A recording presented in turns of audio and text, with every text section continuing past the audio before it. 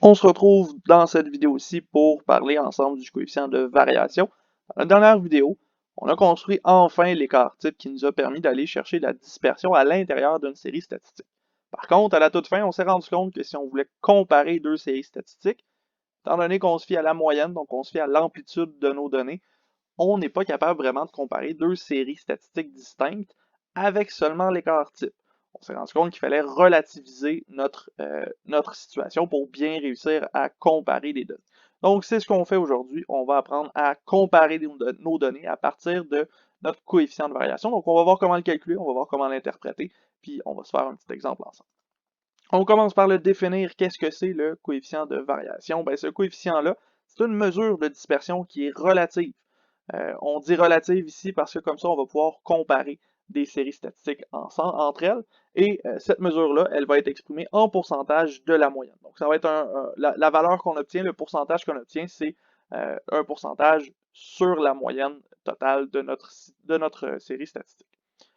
On va le noter CV, ce coefficient de variation-là, une notation très simple. Et ici, contrairement aux autres données qu'on a, aux autres mesures qu'on a pour les dispersions, on n'a pas besoin de faire une distinction entre l'échantillon et la population.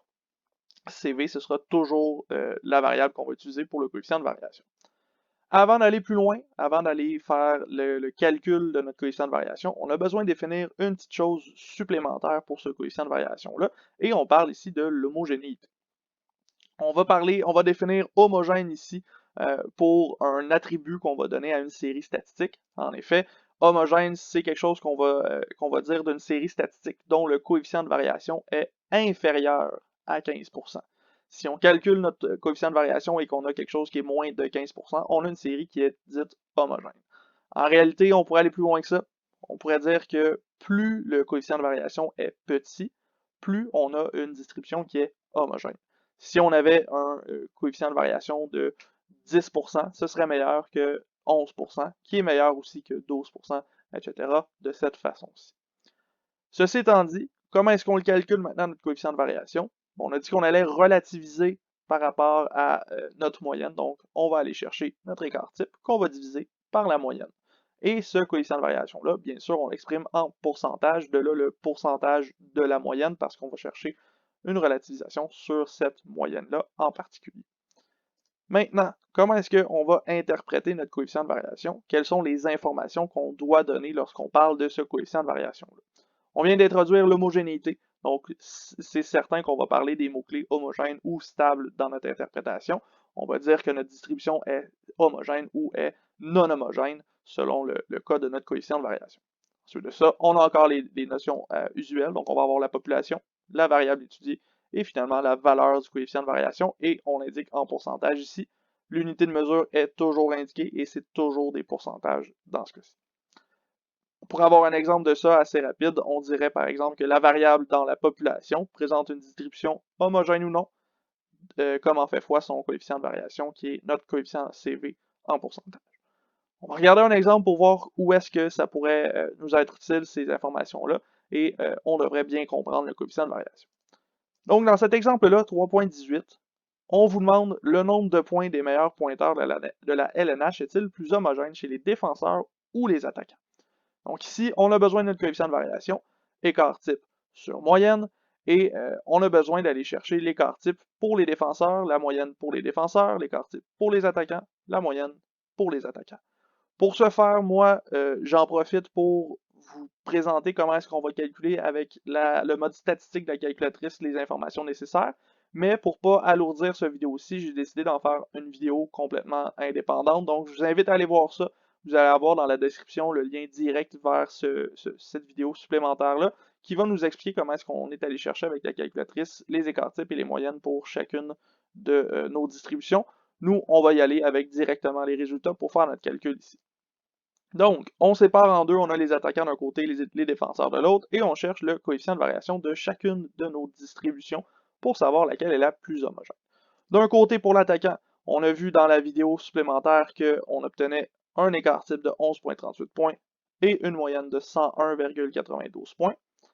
Et pour les défenseurs, on a obtenu 8,40 points pour l'écart type, 70,17 points pour la moyenne. Avec ces informations-là, je vais construire CV des attaquants, CVA, qu'on va obtenir avec l'écart type des attaquants sur la moyenne des attaquants, donc 11.38 sur 101.92. Faites votre calcul, ça devrait vous donner 0,1117. Et ça ici, on n'oublie pas qu'on l'exprime en pourcentage, donc ça devient 11,17% pour nous.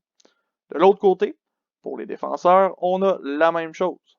Un coefficient de variation D qui va être calculé avec l'écart type D et la moyenne D pour les défenseurs. De ce côté-ci, on remplace par nos valeurs 8,40 sur 70,17 et ça nous donne 0,1197 qui nous donne réellement 11,97%. Ici, on a tout ce qu'il faut pour comparer les deux distributions.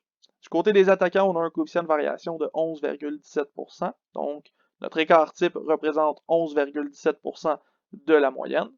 Et du côté des défenseurs, notre écart type représente 11,97% de la moyenne qu'on avait obtenue.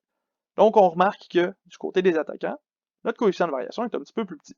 C'est pas beaucoup, c'est presque négligeable rendu là, mais c'est quand même suffisant pour dire que du côté des attaquants, on a une série qui est plus homogène que du côté des défenseurs. Donc on interprète ça et on dira que le nombre de points des attaquants dans les meilleurs pointeurs de la LNH présente une distribution plus homogène que celui des défenseurs, comme en fait foi son coefficient de variation de 11,17%, qui est plus petit que celui des défenseurs. Dans ce cas-ci, on aurait pu rajouter la valeur du coefficient des défenseurs, mais c'est pas très grave. Si on veut pas trop alourdir notre interprétation, on peut s'arrêter ici. Si vous voulez l'ajouter pour qu'on ait vraiment les chiffres partout, vous pourriez, mais moi, j'ai été chercher seulement le côté qui était le plus homogène dans ce cas-ci. Ceci étant dit, c'est pas plus compliqué que ça, le coefficient de variation. On prend notre écart type, on le divise par la moyenne, on change ça en pourcentage, et voilà, on peut parler d'homogénéité de nos données. Ça fait déjà le tour pour ce coefficient de variation-là.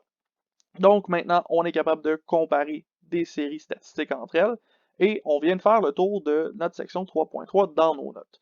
Là, je sais qu'il n'y a pas de section supplémentaire sur la cote Z dans vos notes, mais moi, j'ai envie d'en parler parce que c'est quelque chose qui est important, surtout en sciences.